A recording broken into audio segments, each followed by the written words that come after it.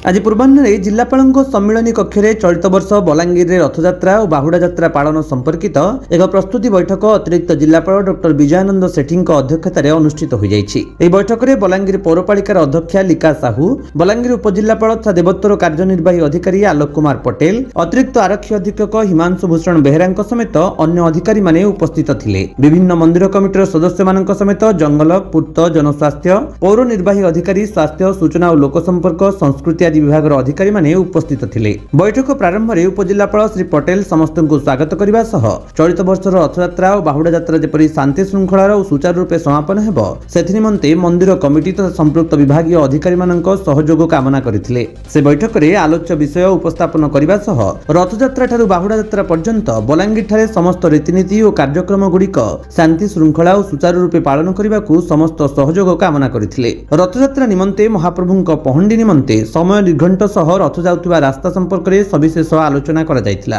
रथयात्रा और बाहुड़ा यात्रा दिन रथ जाउथिबा रास्ता मानकरे बिजुली तार, टेलीफोन तार और केबुल जेपरी बाधा न हेबो सेथिप्रति जत्नवान हेबाकू विभागीय अधिकारी मानकू निर्देश दिया जायतिला। सहरर समस्त रास्ताघाट को परिष्कार रखिबा सह रथ जाउथिबा रास्ता मानकरे खाल ढीप गुड़िकू यथाशीघ्र मरामती करबाकू विभागीय अधिकारी मानकू निर्देश देइथिले। सहरर मुख्य रास्ता मानकरे थिबा अचल मर्क्यूरी लाइटर मरामती करी सचल करिबा एवं समस्त मंदिर मानकर परिसर को सफा सुतरा, ब्लीचिंग पाउडर एवं फिनाइल सिंचन सह व्यवस्था करने को बलांगीर पौर परिषदर निर्वाही अधिकारी को निर्देश दिया जायतिला। एतद व्यतीत यात्रा समय मंदिर गुड़िकरे पानीय जल जोगाण, शांति श्रृंखला और ट्राफिक व्यवस्था, रथयात्रा और बाहुड़ा यात्रार धारा विवरणी, भजन संध्या आयोजन, अग्निशम सेवा, आशु चिकित्सा व्यवस्था संपर्क में आलोचना करा जायतिला।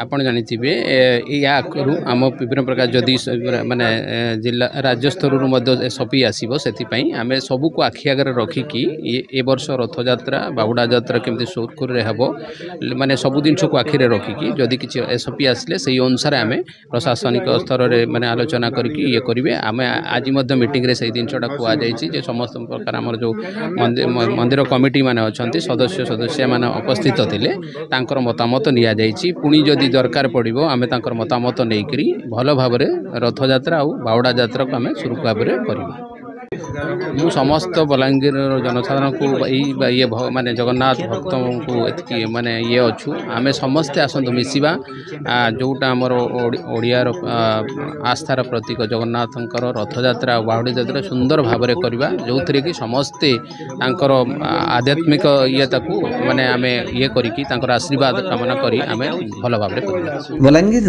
अंजु पृष्टि रिपोर्ट, विश्व विजयी न्यूज ओडिशा।